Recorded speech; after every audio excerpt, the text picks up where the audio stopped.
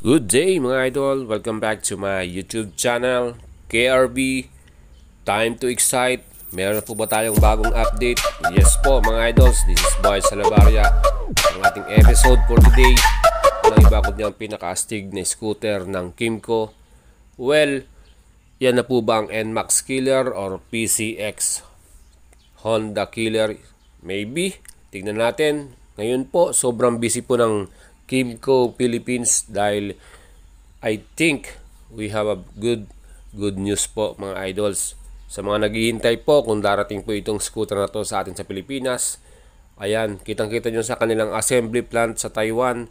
Sobrang busy po lahat ng mga workers nila dyan dahil finally, makakarating na rin po dito sa atin sa Pinas ang mga motor na to at aabangan po natin ang unang mga test unit. Mga idols, iikot po yan dito sa atin at titingnan natin kung ano po ang magiging performance at kalidad nitong bagong modelo ng Kymco, ang KRB 175 po. Mga idols, napaka-astig po ng kanyang itsura.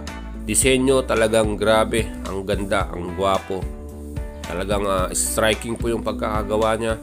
At isa pa dito, punong-puno po siya ng mga high-tech at modern specs mga idol. Yan po, kung makikita nyo po ngayon at kung kayo makakarating sa Taiwan, grabe po, talagang sold out ang mga units na to at napakadaming mga pre-order sa kanilang bansa. Well, inaasahan din natin na mangyayari yan dito sa Pilipinas dahil na rin sa kanyang category, maybe under 200cc pero panlaban sa mga bigati ng Yamaha at Honda gaya nga po ng NMAX at PCX. Well, kung ito naman ang dadala mong motor, super astig at super angas ito mga idols. Siyempre naman sa kanyang forma pa lang. At dito nga sa bansang Taiwan, napakadami na pong bumili niyan at talagang napakadami na rin ng mga bagong modification or accessories na nilabas para dito sa motor na to. Well, inaasahan din natin yan sa Pilipinas. Hopefully, kung maging final na to at ngayong taon ng 2021 nandito na sa atin sa Pilipinas to, makikita natin kung ano po ang magiging resulta, kung talagang mapapatok ba siya, NMAX Killer ba talaga siya or Honda PCX Killer. Well, we will see kasi nga depende yan sa presyo na kanilang ibibigay para sa atin.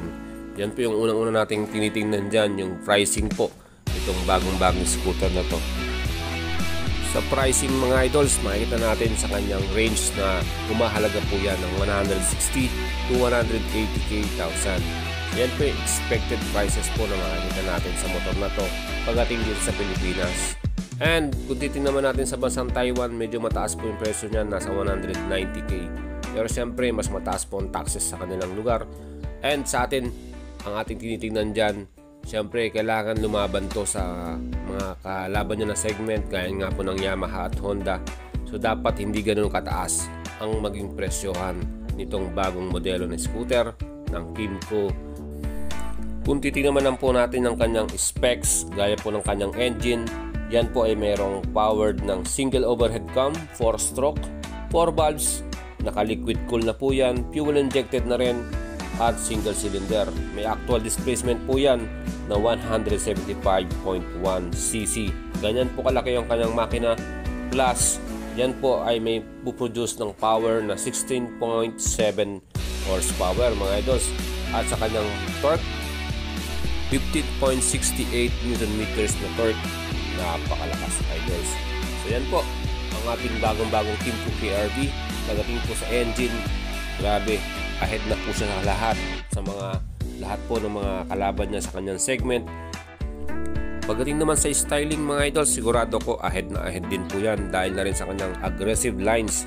So syempre napaka-sexy nitong motor na to. Kita naman nyo yung kanyang full LED headlights na yan at ang kanyang other lightings gaya ng tail light, signal light, grabe idols, full LED po lahat yan. At syempre yung kanyang sporty muffler, grabe din po.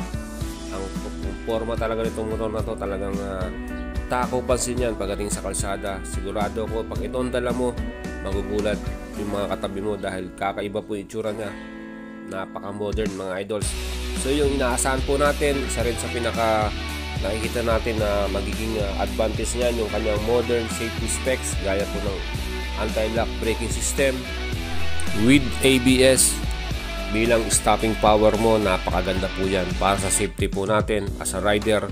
Of course, meron din po siyang full digital LCD meter panel.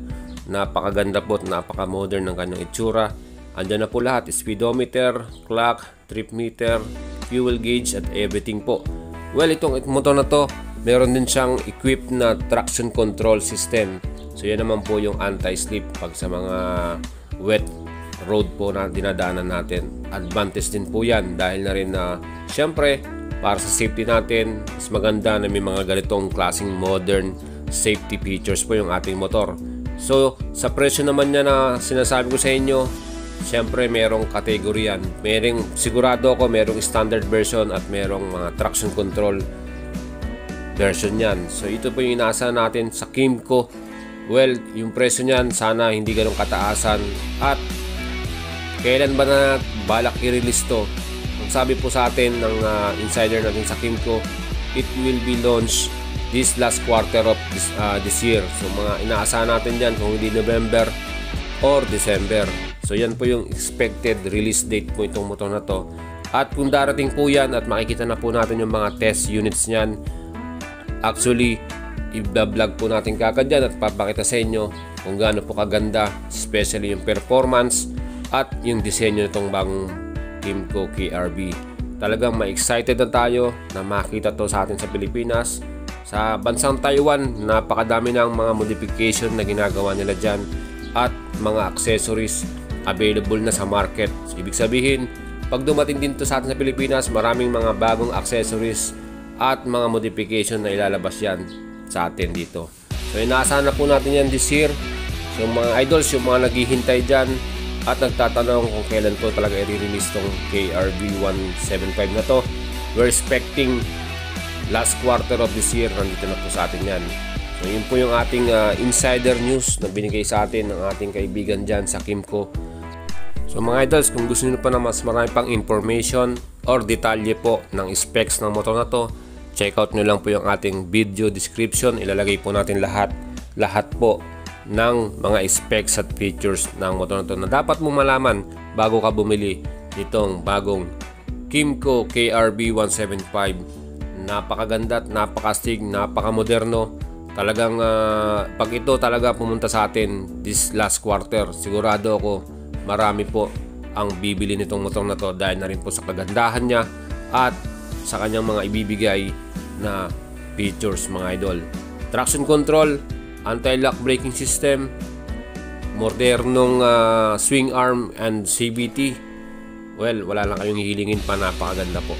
So sa akin idol, tingnan nyo po itong modification na ginawa nila. Well, napaka-stig at napakaganda na itsura na, lalo na pag na-modified mo pa to. Sigurado ako lahat ng mga Pinoy natin na naghihintay dyan, eto na, nalapit na po mga idol. Sigurado na po yan this last quarter of this year. Andito na sa atin itong napaka-astig at napaka-modernong scooter ng KRB na sadyang talagang ginawa para labanan ang mga scooter na naghahari ngayon dito sa atin sa Pilipinas gaya po ng NMAX at PCX. So ito na ang panlaban ng Kymco. Well, sa mga katanungan nga kung ito ba'y maging available, paano naman po yung mga service niyan or yung mga parts, sigurado naman ako na mayroong mga available parts at service center tong Kymco na to. Marami na rin po silang mga bagong mga branches. At dito nga po sa Pangasinan, meron sila sa Kymco Dagupan. Located po yan sa Arellano Street.